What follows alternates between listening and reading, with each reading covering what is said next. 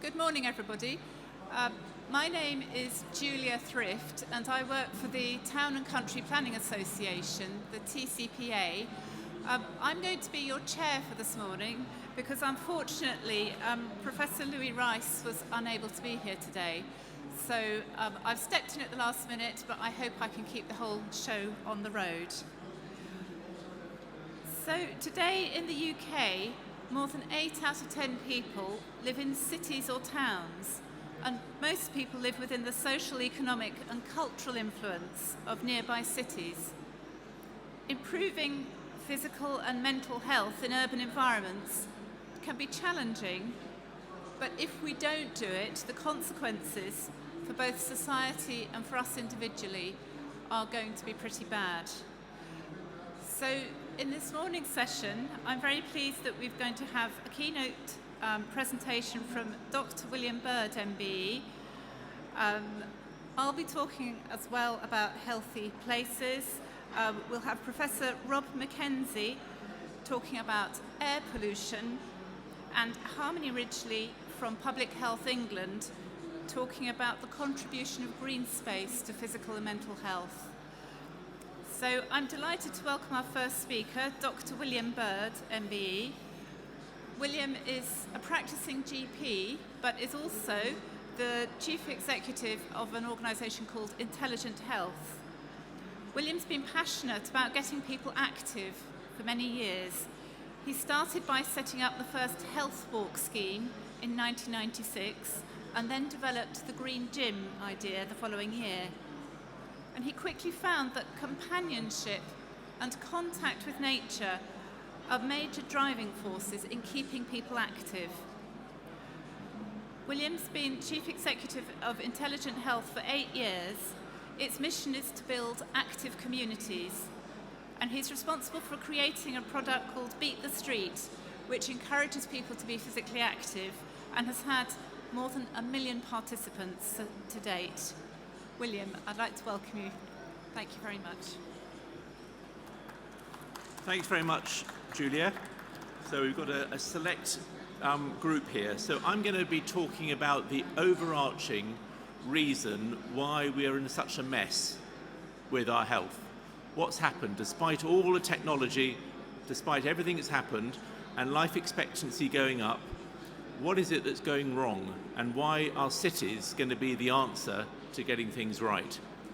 So let's start with the revolutions that we've had in health. The first revolution, public health, 19th century, 20th century, clean water, air got improved, working places improved, the workhouse was improved, living accommodation was sorted out, and that probably had one of the biggest impacts of lengthening the life expectancy and making Britain a much healthier place at the turn of the last century. We then had the second revolution, which is the one we're most familiar with. That is of antibiotics, of anaesthetics, of operations, of technology, the pharmaceutical industry, and that's revolutionised the way we've looked after patients with heart disease, with cancers, and has made a huge impact on the health that we've got. Still, we've been working on the public health in the background, so that's continued. But the revolution almost makes medicine unrecognisable to those who became GPs in the 1940s or 1950s. The third revolution is the one we're in at the moment, and that is about personal health. We will all know our own DNA profile probably quite soon, and we'll have personalised medicine individually tailored to you. So instead of giving you a statin, I will decide actually, because of your profile, the statin is not the best thing. Actually, something else would be better. And medicine's going to be personalised. We've got Fitbits, we've got Strava, we've got all sorts of things that can actually monitor our own health. And this is a revolution of personalised health. But, and here's the but, despite all of those three revolutions, long-term conditions are going to continue to rise and rise and rise. So by 2035, we'll have over 1.6 million more people with diabetes than we have now, given the same population. We'll have over 4 more million people with arthritis, and many other conditions are going to continue. The other problem is that although life expectancy is likely to continue, and we know that health inequalities, which we'll come to, shows it's not universal, the green is life expectancy. That's great. Let's celebrate. But the red is the number of extra years of disability. So although life expectancy is going to go up, more of us is going to be counteracted by actually having more disability. So we'll be creating an older population with far, far greater disability. Health inequalities, as the Marmot review showed, is not budging. In fact, it's widening. And in some areas, it's going the opposite direction, where women are now dying earlier than they were just 10 years ago. So the other problem, of course, we've got the long-term conditions, we've got health inequalities, and then we've got climate change. And how does that link with health? Well, if you're indoors all the time and you're isolated, you're going to get lonely, and that has an impact on health. But it will also mean that our homes and our houses are not going to be fit for future, and therefore the inequalities of the fact that we've got heating and everything else causing global warming. If we're inactive and use our cars all the time, we're going to create poor air pollution, inactivity, and of course, global warming. If we have urban heat islands developed because our infrastructure in the cities lacks nature and lacks all those qualities, then the urban heat island is going to cause more problems on health. We know that it rises particularly those people with long-term conditions, and we're going to get this vicious cycle of more people then dying because of the urban heat island, and that's a result of global warming and the cause of it. So we have these three conditions that, despite those three revolutions, we're not able to sort out these three. We're needing a fourth revolution. So let's just go back to why we're in this mess. We're in this mess because we are hunter-gatherers disguised as people of the 21st century. We've got nice clothes, we're in a very technical place here, we live in a fairly technical environment, but actually, if we go back and we actually put 1,000 years into 1 hour, the last 100,000 years is 100 hours, that's 4 days. So 4 days ago, we were hunter-gatherers in groups of about 150 people. We all had purpose, we all knew where we should be going. There was water, there was trees, there was places we knew there was shelter and food. That's all we cared about, shelter and food and water. And we became extremely good at being hunter-gatherers. Every part of your brain, every part of your body, every part from the top to your toe is designed to be the perfect hunter-gatherer. 10 hours ago, we stopped wandering around and we started to take root, and that was agriculture. So from 4 days to 10 hours, we were getting better and better and better and better at being a hunter-gatherer. 4 hours ago, civilization started, and we started to get rooted in towns and cities. 9 minutes ago, we stopped walking, and we started to get cars and more technology around us. But in the 1950s, when this was happening, you talked to your grandparents, and they were still outdoors. They were still playing in the streets. They were still out very much connecting to people. Communities were quite strong. So what's happened in the 1950s and 60s and 70s to the cause of the problem now? And that's in the last 80 seconds. In the last 80 seconds, we've got the technology and the screen age. We are now indoors, and we're now looking at screens, and we're much more connected to technology and disconnected from each other, disconnected from the environment. And for many people now, they don't feel they've got a place. They don't feel they've got that purpose. So our factory settings, if you like to call it that, are social, a lovely place to live in, and having purpose. If we get that, we've sorted out health forevermore. The 5 ways to well-being are squeezed in at the bottom if you want to look at it like that. Connect, take notice, be active, keep learning. But what's happened is although our genetics and everything is all about being a hunter-gatherer, that's the ideal environment we were brought up in from the last 200,000 years. Our environment has shifted. And now we've got an area which doesn't fit our bodies. So we are in an alien place. You put a lion in a cage or an animal in a zoo and they will get stressed because they don't fit, they belong. We've got this new area which doesn't connect to our brains. Our brains are not designed. Our brains are designed to be hunter-gatherers, and we're not in hunter-gatherer territory. There is an area in the middle where there's an overlap, and that's the area we have to focus on in building cities for the future, where we still feel we're living in the modern world, but we've still got that connection back again to being a hunter-gatherer, because it hasn't changed. So now we've got, instead of those lovely things that we had before, we've got loneliness, we've got a hostile environment, and we've got lack of purpose, particularly in the young and adolescent. And that creates chronic stress. And chronic stress and loneliness change our body completely. If you had chronic stress and you were a hunter-gatherer, you would conserve energy and you would get more energy in. So you do less physical activity. So when you're stressed, you may all know it yourself, you haven't got the motivation to be active.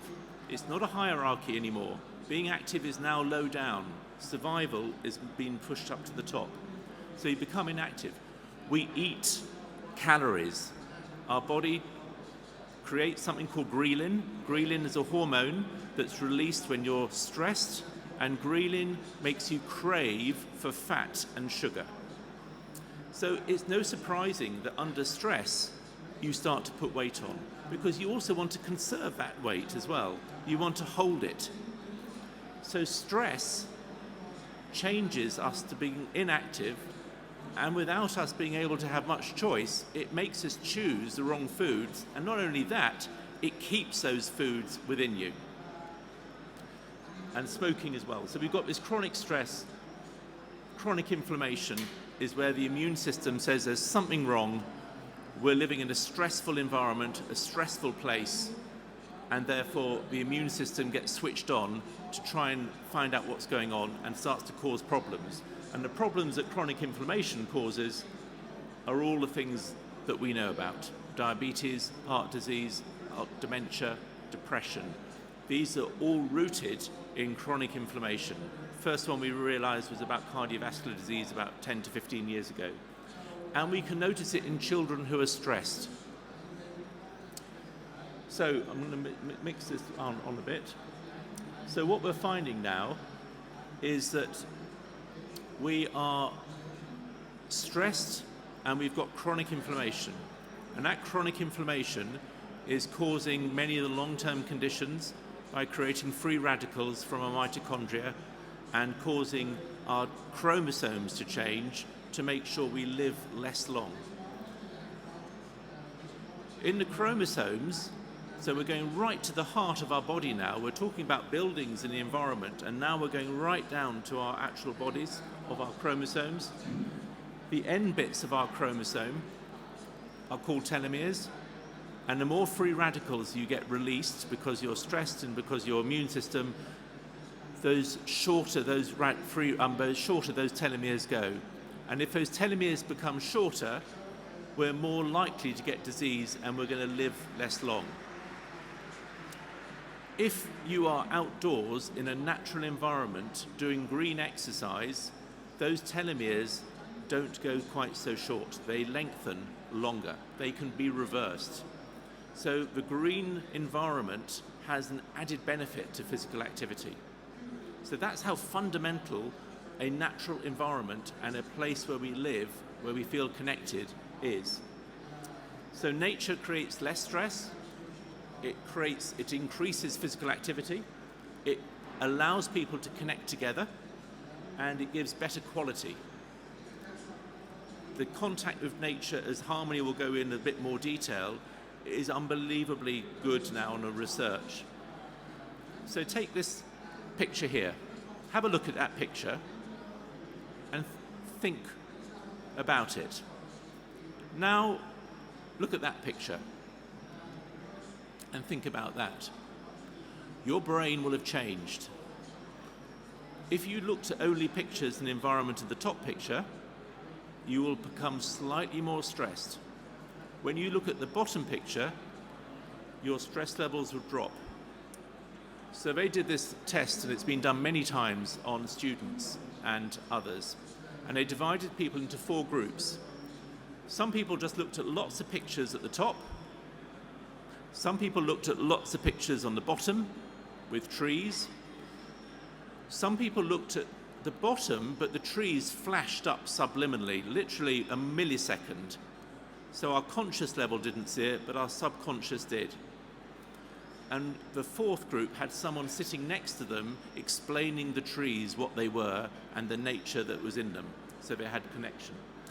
And then they did the digit backward test Dubry thing, which helps you work out how good your concentration is. So basically how effective your brain is.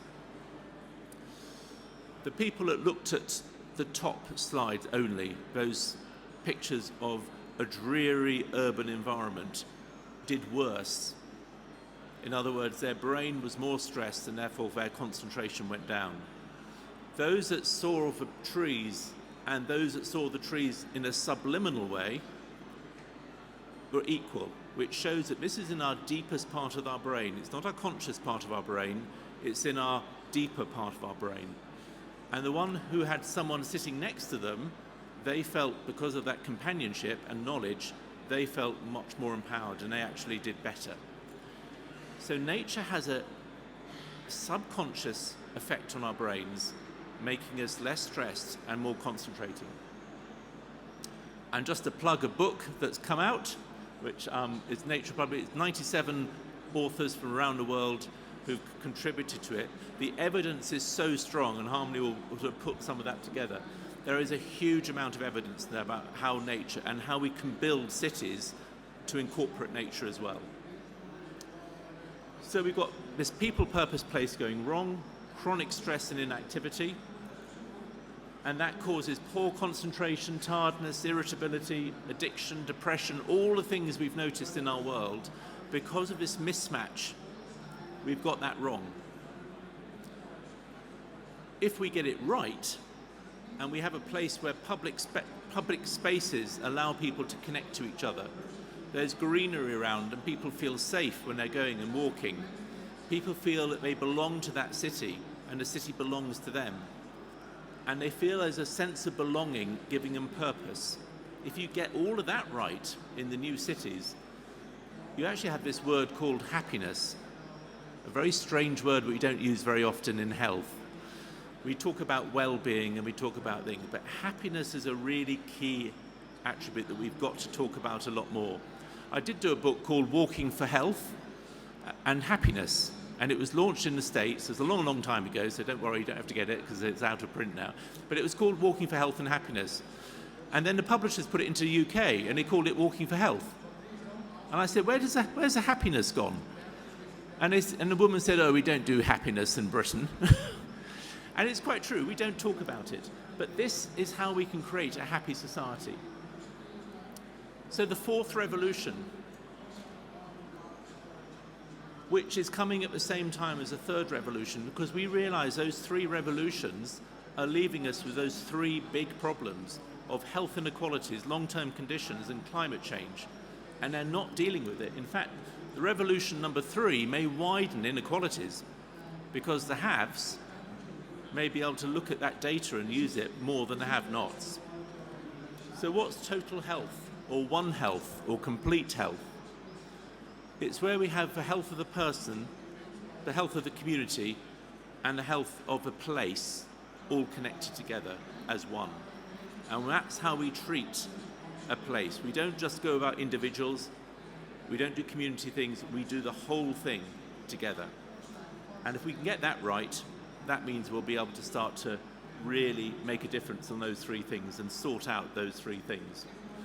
So finally, in the last minute, just to say, the work we're trying to do is to get people, we can't do the infrastructure, but we can get people to appreciate their place.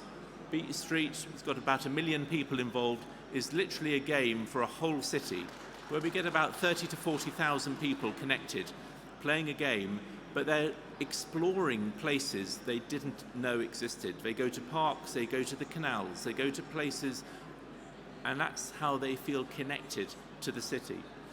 And we know that we're changing it to what could happen in your city, what could be the future. And we give people a taste of what it could be like. When you close a street, it's a taste of what could be like, what could happen. When the air is clean, wouldn't that be brilliant? We managed to actually reduce cars by a significant amount. It's all about hope.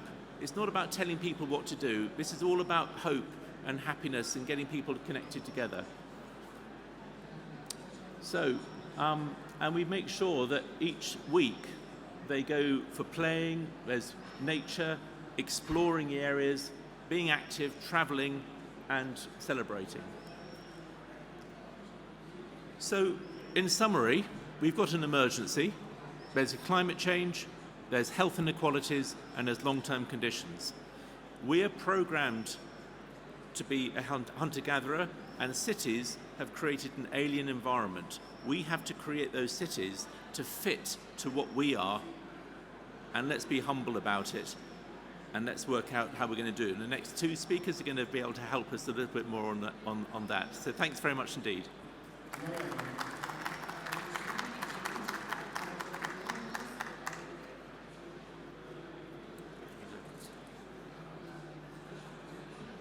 Thank you very much, William.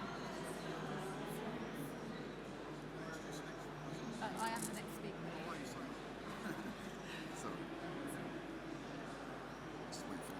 No, it's because the chair had to drop out. So I'm Julia Thrift.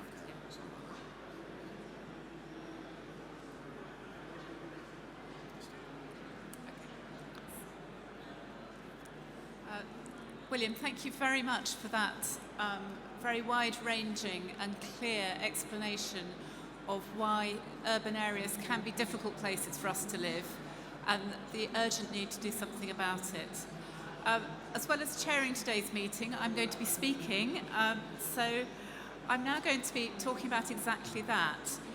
How can we change our urban areas to make them places where people can live healthy and happy lives? And I'm going to be talking a little bit about the Healthy New Towns project and explaining what that is.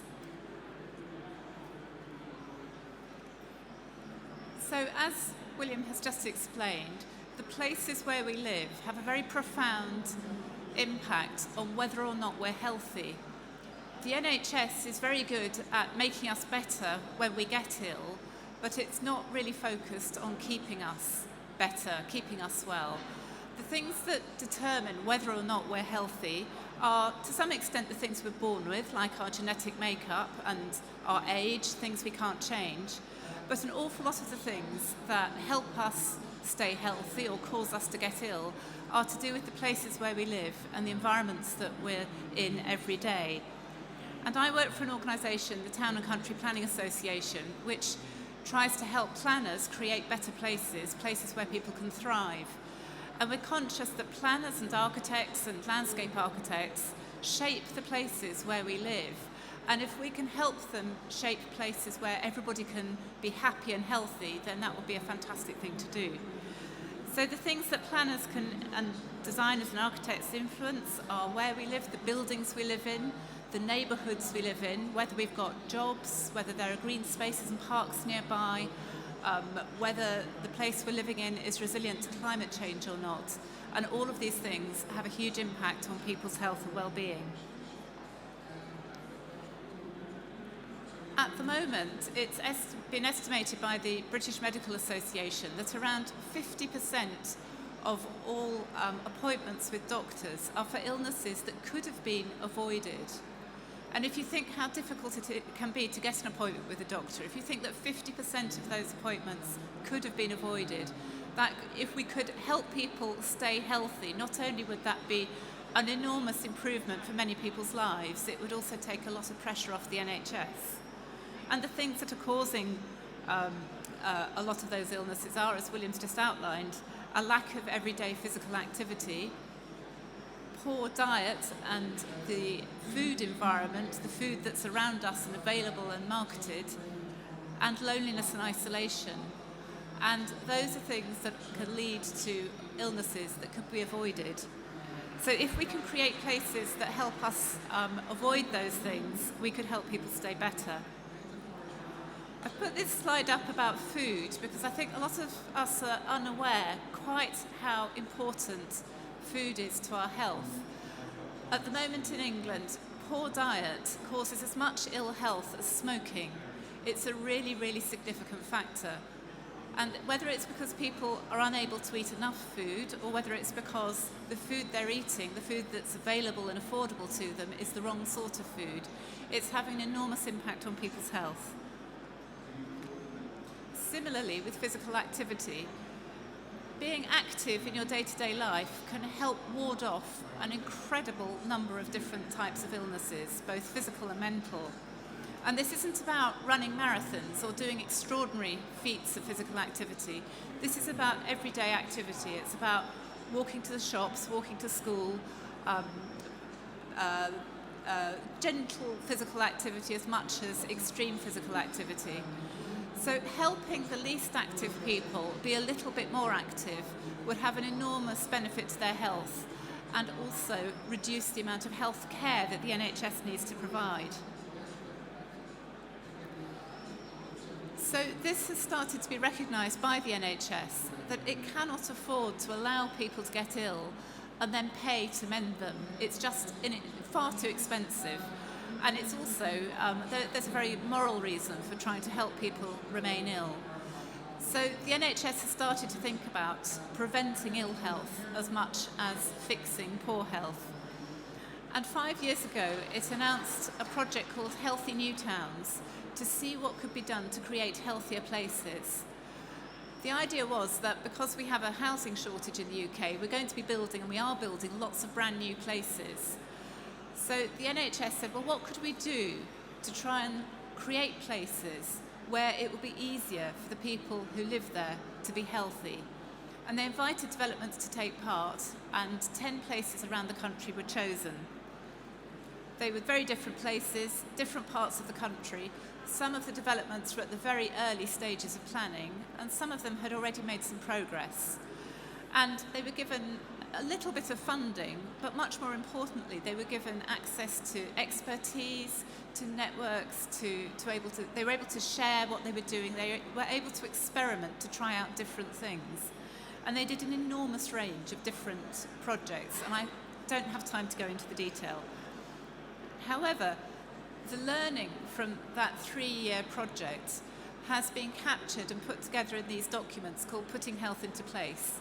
They're free to download, they're on NHS England's website, and they're in particular designed for brand new places, for new developments that are being created, but an awful lot of what was learned is also applicable to existing places and making them better for their populations. So do have a look at them. They're absolutely free and they're full of very practical advice. The things that were learnt were distilled into 10 principles, and I'm not going to talk about all of them, but some of them I think are worth highlighting because particularly for people who work in the built environment, some of them are quite new. So for instance, it's now very clear that living in a strong community where you know your neighbours, where you've got people you bump into every day, where you can turn to people for help, is massively important for people's health. So creating places where it's easy to meet your neighbours, where you do bump into people as you pop down the road, is not just a sort of nice to have, it's absolutely vital in the places that we create. And so the Putting Health into Place documents have a lot of advice about how to create places where that everyday social contact is going to happen. Similarly, creating places where healthy food is normal and available and affordable is hugely important. So through the Healthy New Towns project, it was discovered that there are a lot of places in the country where there just is no healthy food available, where the only shops selling food are selling fast food takeaways or their newsagents selling sweets and high-calorie foods. So for some people who don't have a car, and there are no buses in many places, the only food they can get on their doorstep is food that they might well know is unhealthy, but they maybe don't have a choice. So making sure that people do have access to affordable, fresh food can really help. So the Putting Health into Place documents are very practical, and they're all about people. So they're full of advice about how you make this happen, but they never lose sight of the fact that this is about people. It's about creating places where people can thrive. So thinking about what makes a healthy place, this picture captures a little bit of the ingredients. So a healthy place is one where you can get to what you need within a short walk. And people are now talking about the 15-minute neighbourhood. So it's a compact place, not a sprawling place where the buildings are very, very far apart. It's a place where you can get to the shops, the schools, your workplace, the park, all the things you might need in your day-to-day life very easily. It's a place where everybody can travel actively, everybody can walk or cycle, not just the super fit people who are prepared to go down busy streets, but everybody, however frail or nervous they are. It's a place where you can get good food. It's a place where you can bump into people, where you get to know your neighbours, and it's a green place, a place with trees and plants throughout. So last week, as you might have heard on the news, Sir Michael Marmot published a report looking at what has happened in the last 10 years since he published his very influential report about health inequalities. And what his report showed is that there are still huge health inequalities in this country, and they're not getting better. So in poorer areas, many people, by the time they're 50, will have several long-term health conditions that limit their ability to live an ordinary life. In wealthier areas, people will often reach the age of 70 without those multiple health conditions. And the difference is very largely down to where you live. The places where you live have a huge impact on whether you're going to live a long and primarily healthy life or a shorter life with far more illness. So we're not making good progress on that one. So thinking about health inequalities in the built environment, what does it mean to create a built environment that might help reduce health inequalities? Well, thinking about physical activity, planners, for instance, have always tried to create healthy places, and they'll put in things like sports pitches. Sports pitches are important, but actually very few people use them. Very few people play football on a Saturday afternoon. And if you're in poor health, you're not going to go down the cycle path on your bike. You're not going to go to the sports pitch. So we have to create places that will help the people with the worst health be active. And that might mean an attractive garden at the end of the road where you can go and sit and look at the flowers and listen to the birds. And while you're there, you might bump into your neighbours, you might have a chat, and that's going to help your mental health. So we need to get away from thinking just about creating places where super fit and healthy people can be active, and think also about creating places where less fit and healthy people can be active. So similarly, it's important to have places such as bike lanes where people can cycle in towns, but we need to think about the people who can't cycle. Are there plenty of seats so that if you set out on a walk, you know that if you feel a bit tired, you can have a rest, because that will encourage people who are less active to get out and about. And in the local environment, is there cheap food available, cheap healthy food? Because if there isn't, people won't buy it. If the only thing that you see as you walk around is the fast food takeaway and the donut stall, then that's going to be what you buy. So we have to create places with spaces for markets, with places, spaces where people can see fruit and vegetables growing, street trees to fruit trees. So where does that leave us? There's now an enormous amount of research telling us how we can create places where people can easily live a healthy life, but we're not doing it. We know what we need to do, but by and large, it's not happening. We're creating places where it's really difficult to walk because there are main roads, there are barriers in the way, they're unattractive places to walk. We're creating new developments where the only way you can get anywhere is in your car. And we're creating places where the food environment is selling us unhealthy fast food. We know what to do, and it's just not happening. We know how to create places where people can be healthier, and lots of places around the world are starting to do this. But at the moment, our current policies are making all of this optional. It's very difficult for planners to say to developers, you must do this. It's much more about saying, well, you could do this, or you should do this, or we'd like you to do this. And unless there is much stronger policy at a national level, it's just not going to happen. So at the TCPA, we're very keen that it's made far easier for councils and planners to make this mandatory. It shouldn't be optional. We should all have a right to live somewhere that makes it easier for us to be healthy.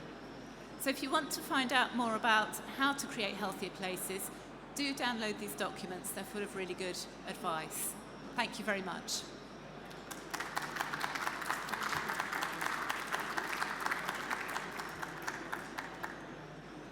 And now our next speaker is Professor Rob Mackenzie. Rob is Professor of Atmospheric Science at the University of Birmingham, and he has expertise in computer simulation of air quality at urban and regional scales and the effects of vegetation on atmospheric composition. And a lot of his work recently has been talking about what can be done to improve air quality to people working in improving urban environments. So welcome, thank you very much. Thanks, Julia. Good morning, everyone. I'm going to drill down into one particular aspect of environment and healthy places, but I really want to emphasize that, or endorse the views that we've had from William and Julia this morning, that it's really about everything in the round. It's about these healthy places in the round and our connection to those places in the round. But because we're in quite a techie kind of place where people are doing things to the built environment, I think it's appropriate to talk about one area where people are thinking about doing particular things in the built environment, and just to try and get a little bit of the evidence firmed up in our heads. There's a lot of evidence here which I'll be flashing up. It'll be available afterwards on the slides. But if you want to talk to me about anything that I say or anything that comes up in the slides, please just contact me through the TDAG stand, which is a couple of stands down that way. And if I'm not there, I'll be reachable from there. Okay, and I should just thank these people you can see at the bottom of the slide, because they very much guided my thinking and contributed to my thinking on this, and there are actually many others as well.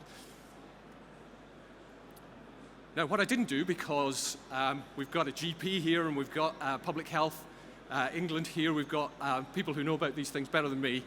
What I haven't done is given you any of the statistics about how destructive air pollution is globally and even in the UK. Those statistics have been pretty well exercised in the media recently. I think we are beginning to recognize how significant a problem that is. One of the statistics I try and keep in my brain from the Global Burden of Disease study is the air pollution brings forward 3 times more deaths than AIDS, TB, and malaria combined per year, or 15 times more death than war and all acts of violence combined. So it's a really significant cause of death brought forward in our current world, and indeed in Britain. Now, what are we talking about when we're talking about air quality? We're talking about, in the main, we're talking about 3 things. Particulate matter, which is usually called PM. That's a great big hodgepodge of stuff, which if anyone's interested, we can talk about later. Oxides of nitrogen, it's actually the nitrogen dioxide that's the toxic one, but I'm just going to say NOx, because oxides of nitrogen switch between various chemical forms very easily. And I'm also going to mention in passing ozone. Now, PM and ozone have rather different chemistries. They operate on different temporal and spatial scales to NOx. So quite a lot of what I'm going to be talking about when I'm talking about small scales in the urban environment is about NOx and about the particulates that are very strongly associated with NOx coming out of the back of cars and off their brake wear and so on. So I'm going to sort of emphasize what we know about road transport as a source of urban air pollution. And so it's just worth noting that local authorities, many people in the audience will know, have to think about air quality in their areas, and they designate air quality management areas. Most of those air quality management areas are designated because of NOx, nitrogen oxides. But in fact, a lot of the epidemiology is forcing us to think about PM, particulate matter. I really want to emphasize through this talk the importance of urban form. So, by which I mean all the way in which urban areas are put together. The way that their transport is put together, the way that the buildings are built, how they work, what they look like. All of those aspects of grey infrastructure and the built environment really affect air quality. And I'm also going to be talking about the green stuff that's in urban areas, and we'll call that green infrastructure for short. There's basically three things that can happen. It's the same for the built form and for green infrastructure. You can emit pollutants or the precursors of pollutants.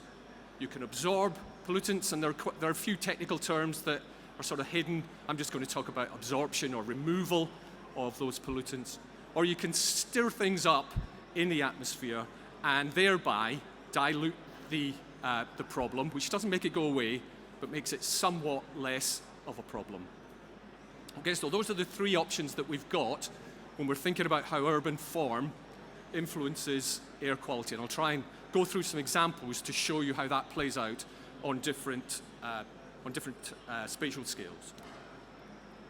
And I'll start with some recent work looking at whole towns and cities. And there was quite a lot of press around this recently, and if you find your town or city on that list, and you want to know more about how we came up with this list, please come and talk to me later. But what this list is supposed to show are not the absolute worst air pollution places in the UK.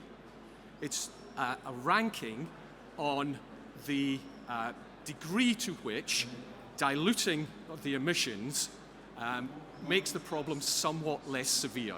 And it turns out that big spread out places like Milton Keynes currently are gaining a bit of an advantage by being spread out.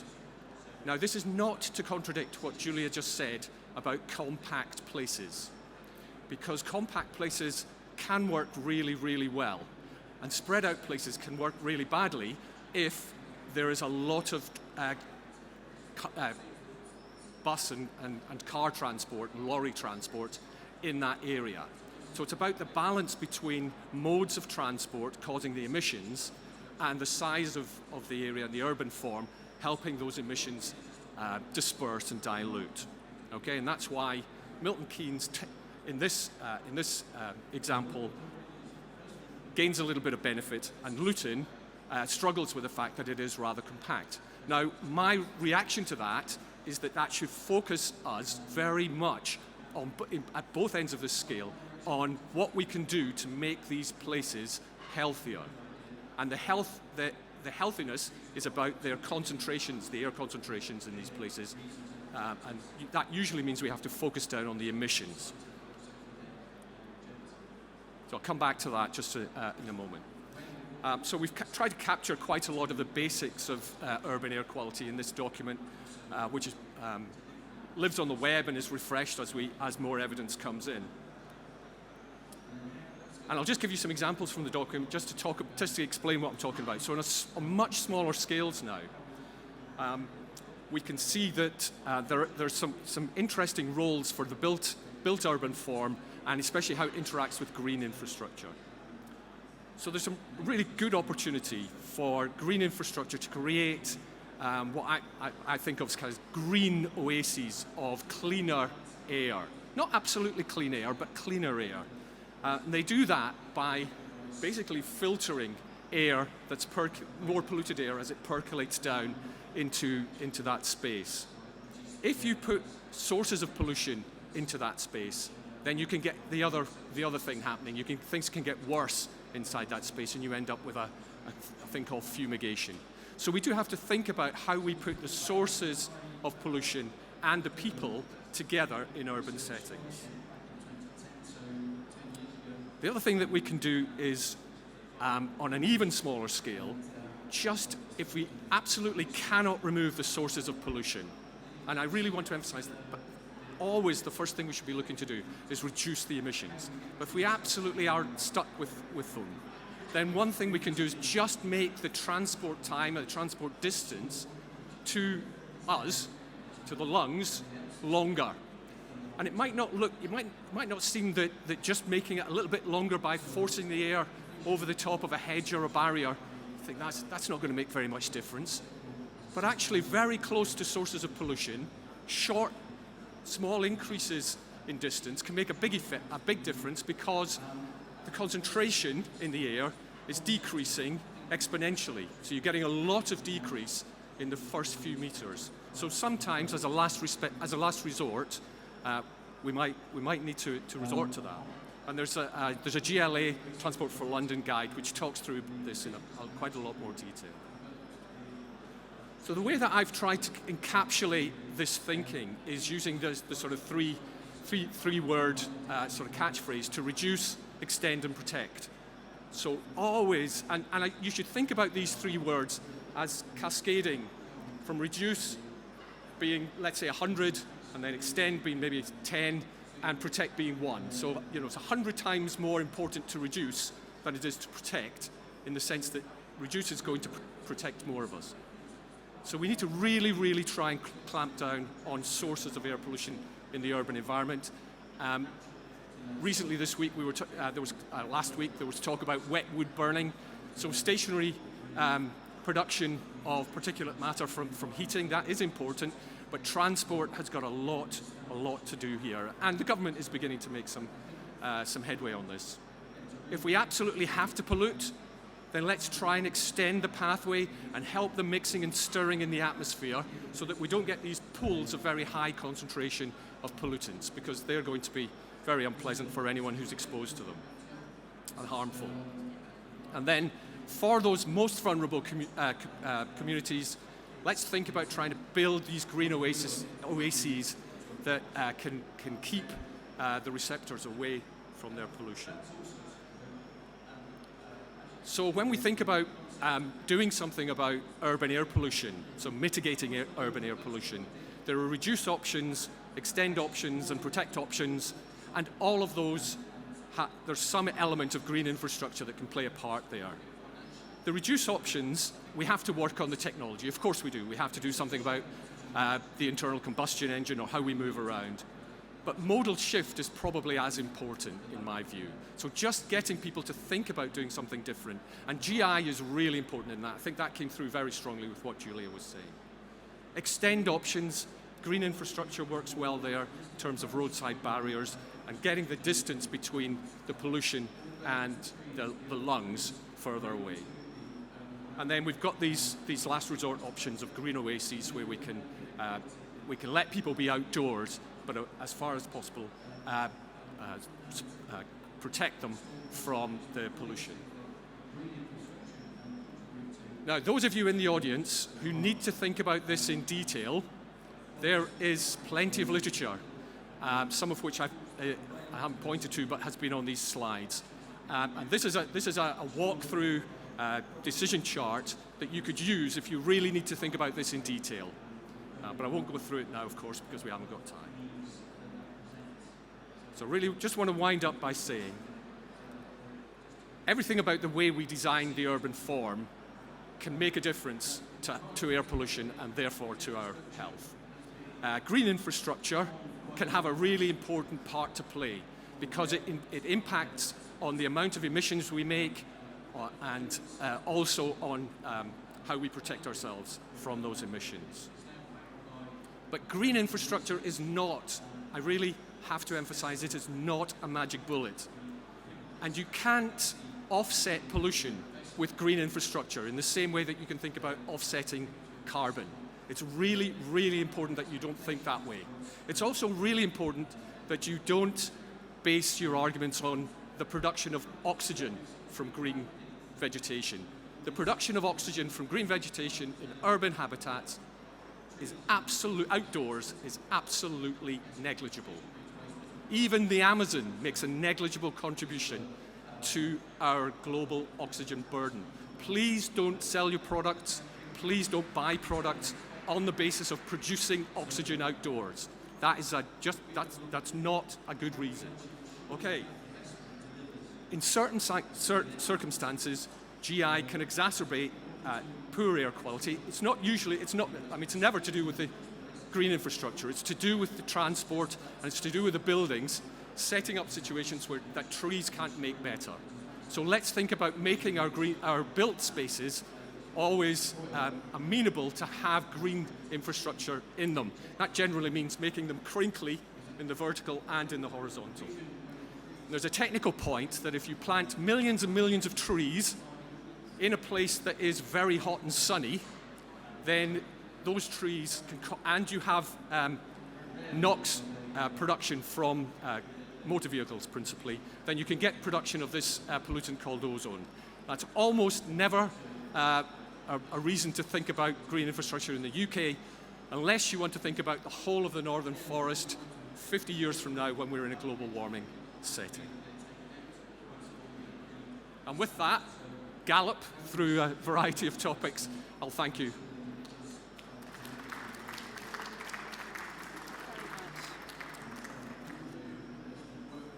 Thank you very much, Rob. I found that fascinating because increasingly we're having to think about air pollution in the built environment, and I've heard so many contradictory messages, and that was a really clear explanation of what we can do, and with lots of useful links as well. So thank you very much for that. I'd now like to welcome our final speaker for this session, who is Harmony Ridgely, who works for Public Health England in the Healthy People, Healthy Places team. Harmony has been working on a project to gather together the information about the evidence of the benefits of trees and green spaces on physical and mental health. About 10 or 15 years ago, I think many of us had an instinctive feeling that green spaces were good for our health, but it was incredibly difficult to find any robust academic research about this. In the last few years, there's been an enormous amount of research, which is wonderful, but it can be difficult to know quite where the research is or what it means. So I'm very pleased that we've got Harmony here to provide some guidance. Thank you very much.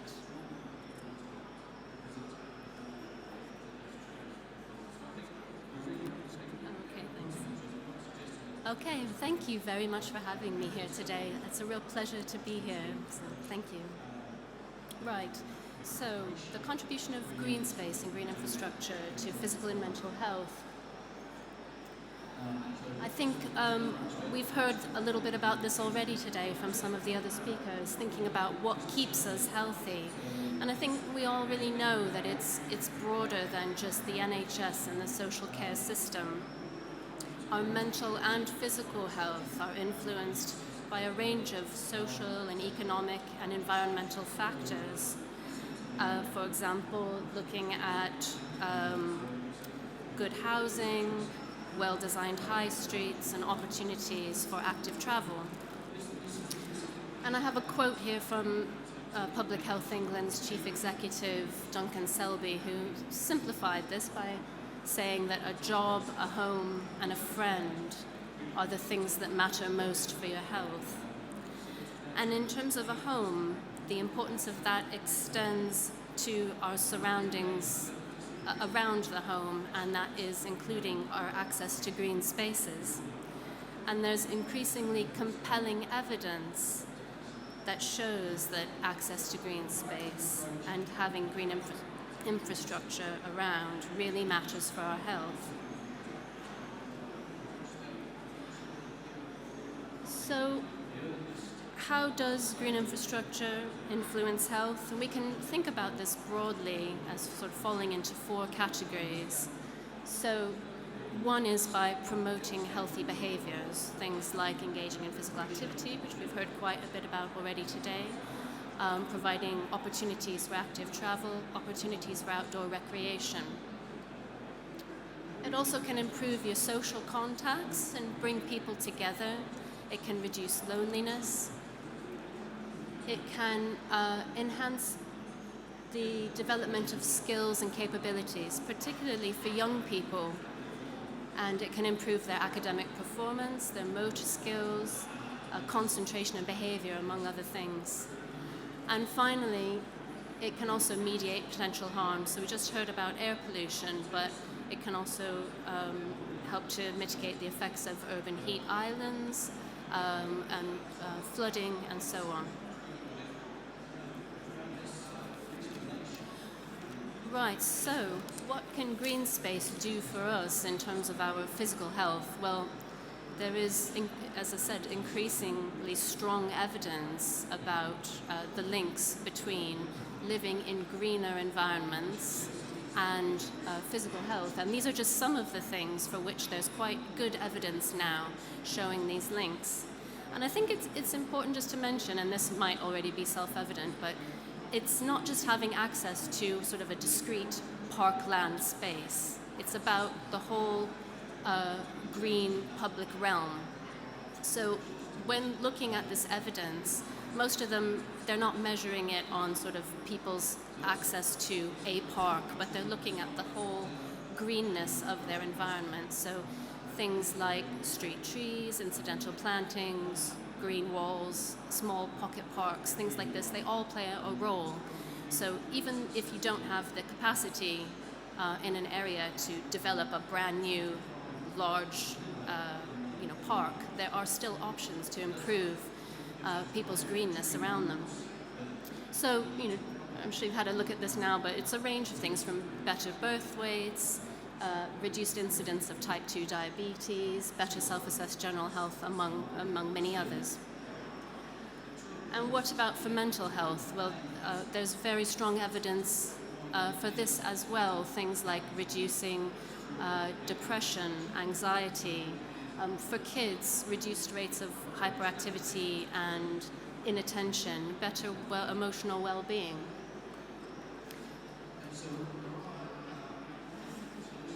So we've already heard a bit about Michael Marmot's report, which was released last week about health equity in England.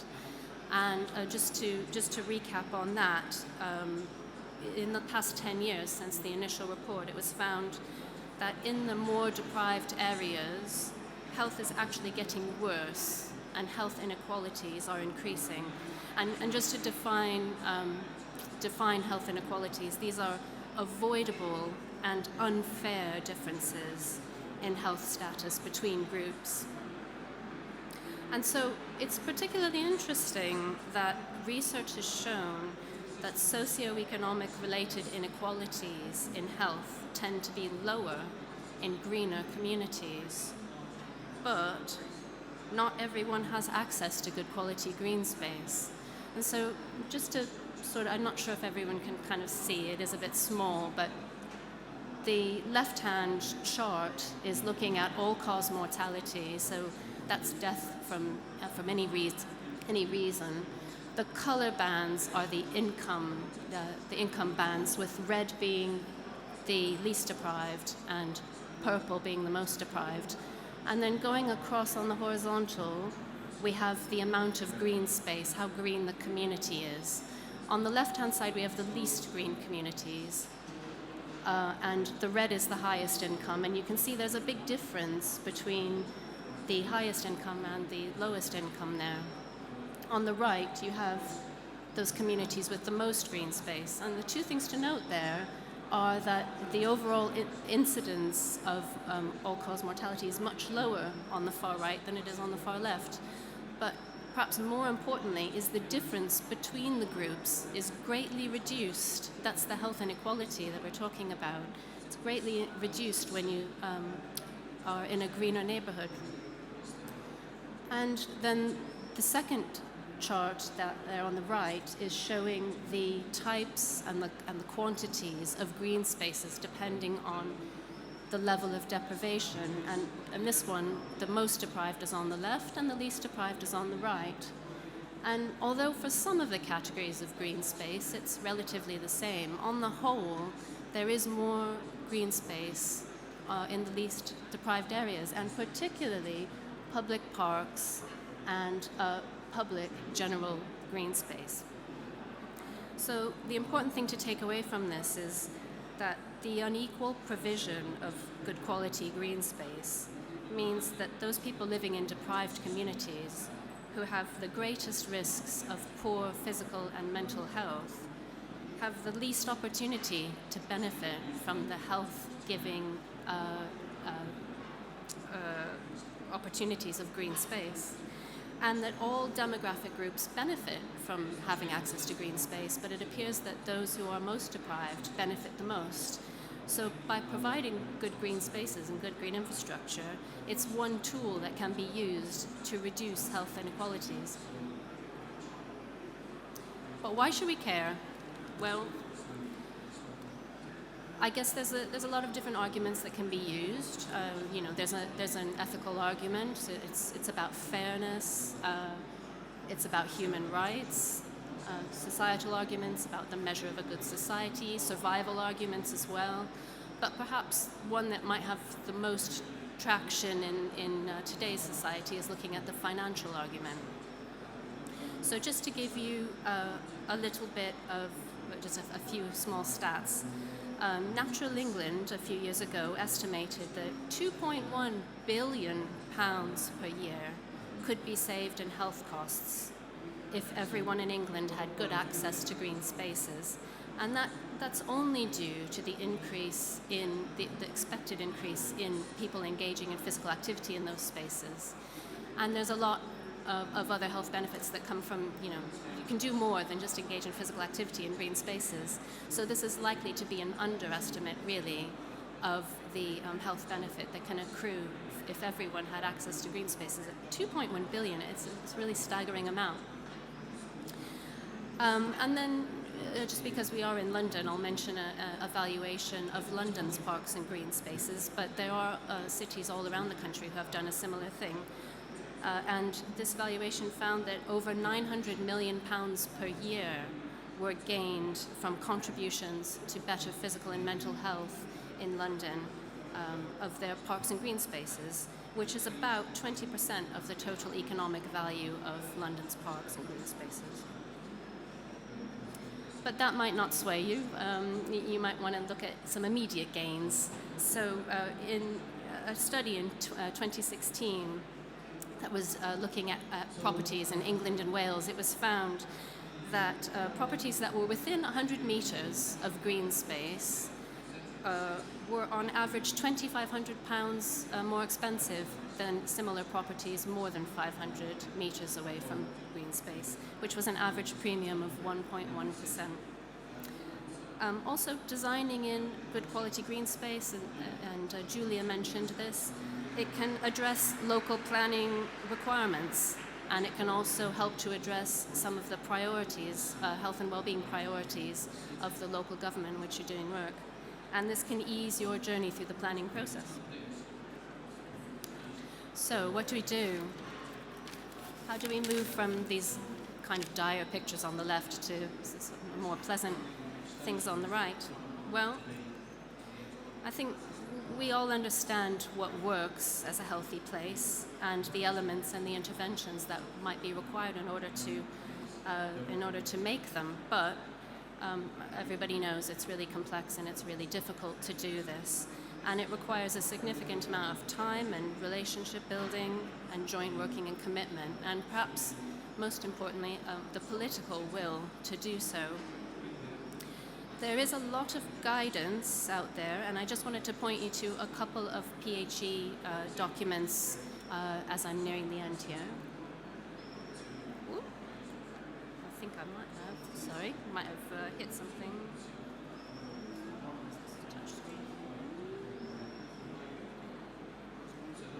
I think I accidentally put my elbow on something. Oh, thanks. Okay, so one of these is a PhD's resource called Spatial Planning for Health. And this looks at the link between health and the built and natural environment. And its aim is really to inform policy and support local action. In terms of the natural environment, it looks at three elements. One is ensuring access for people. Second is reducing exposure to hazards. And third is how green space can help mitigate the effects of climate change. We also have a report coming out toward the end of the month, which is an update of our 2014 report called Improving Access to Green Space. And this reviews the latest evidence on the health benefits of green spaces. It also looks at what's known about inequalities in access and usage of green spaces, and the barriers people face and some ideas about how those might be overcome. It also provides some policy and strategic levers that can be used by local government and their partners. I think I'm running a little short on time, so I'm going to skip over the recommendations, but in a nutshell, it's just to really recognize that green spaces are a critical asset for supply and maintenance of health and well-being, and that we need to prioritize improving access amongst those areas that are most deprived. And finally, we have, as mentioned, a Healthy Places team, which looks at the built and natural environment and health at Public Health England. We've got a knowledge hub where people share information, so you're welcome. It's completely free if you'd be interested in signing up to that. Also, next Wednesday, we've got a webinar on health and natural environment. You can sign up for it there if you like. And that's it for me. Thank you very much.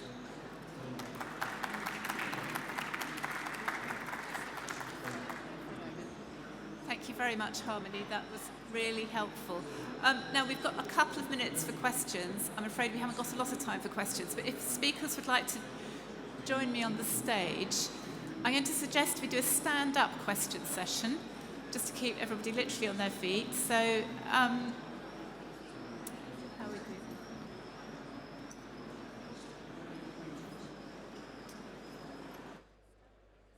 do? Is this working? Yes. Right. Any questions? Yes.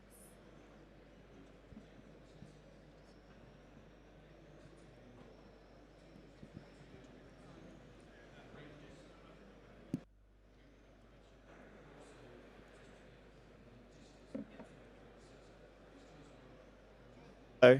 Hey. So my name is James Milne. I work for GT3 Architects. And I'm really fortunate, actually, that I work for an architect's practice that has got a full-time researcher, someone who's qualified in environmental psychology working for us. I think that's pretty unusual in the industry.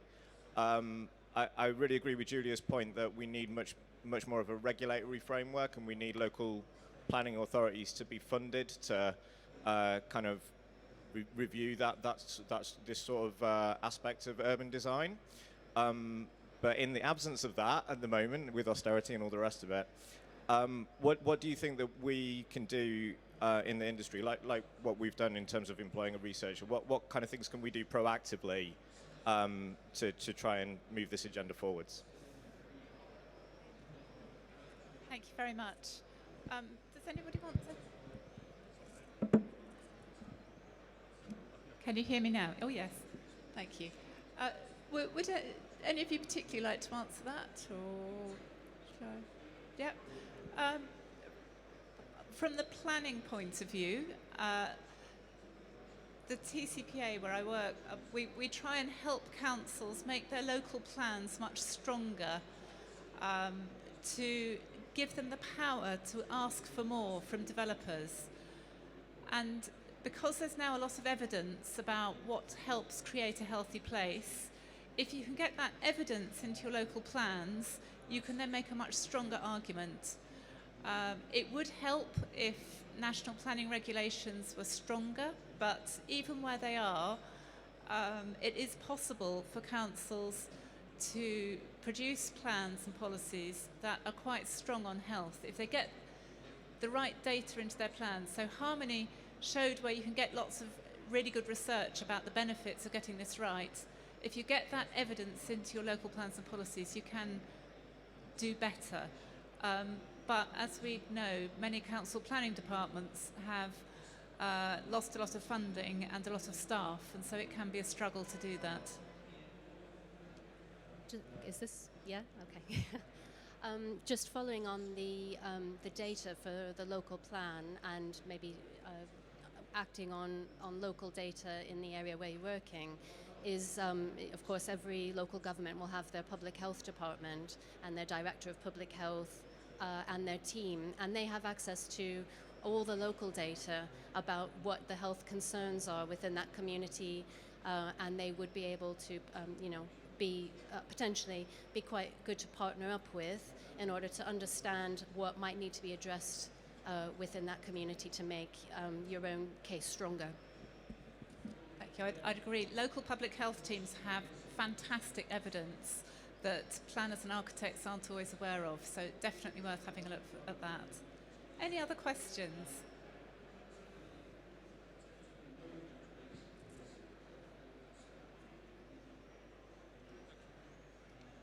Hello there, Tom Hardiment, landscape architect. There's plenty of examples of how developers and planners have got new build and housing developments wrong in terms of soulless car dependency on the edge of towns too far from any facilities. Are there any examples the panel could give of examples of developments that have worked in terms of green infrastructure and compact and good community links that I can go and look at and take as a precedent?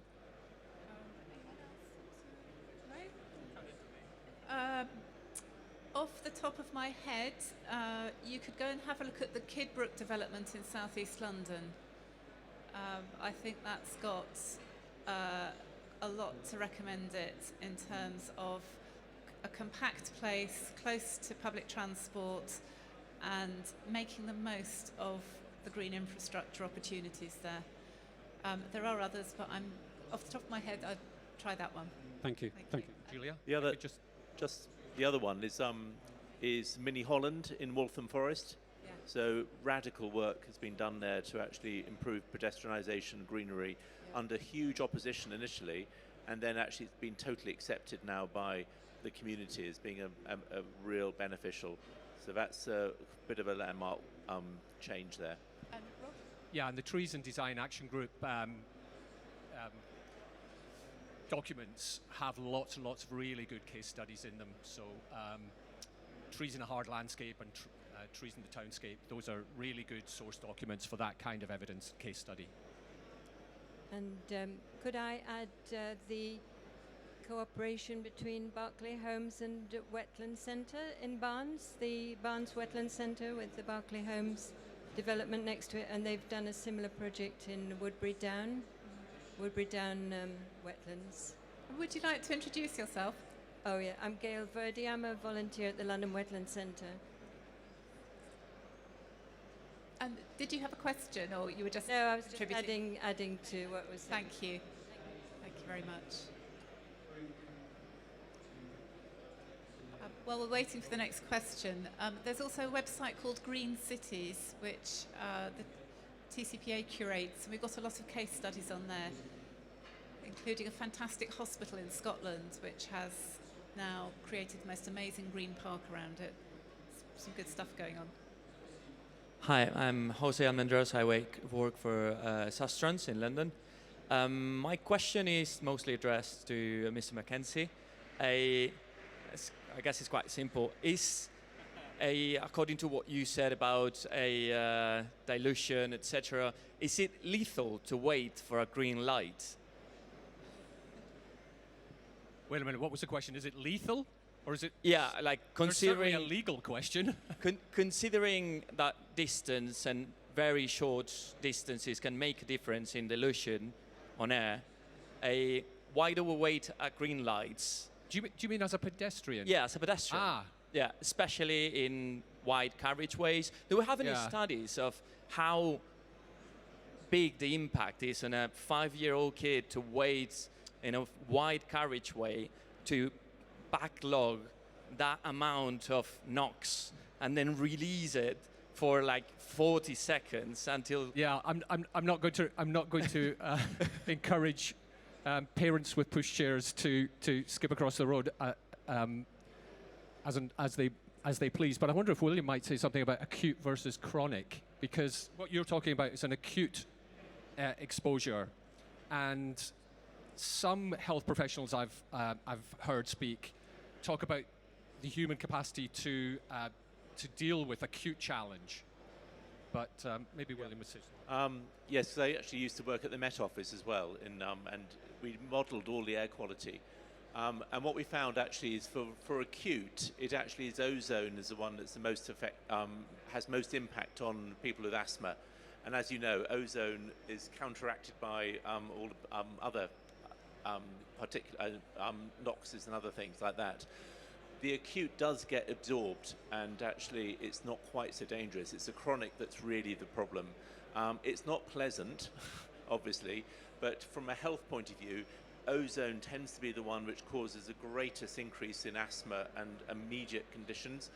I think the NOx have to be really high, and particulates have to be really high to make a big difference on people's health.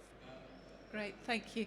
We've run out of time now. I'd just like to thank you very much for coming along and listening to the presentations, and thank you very much for our other speakers. Thank you.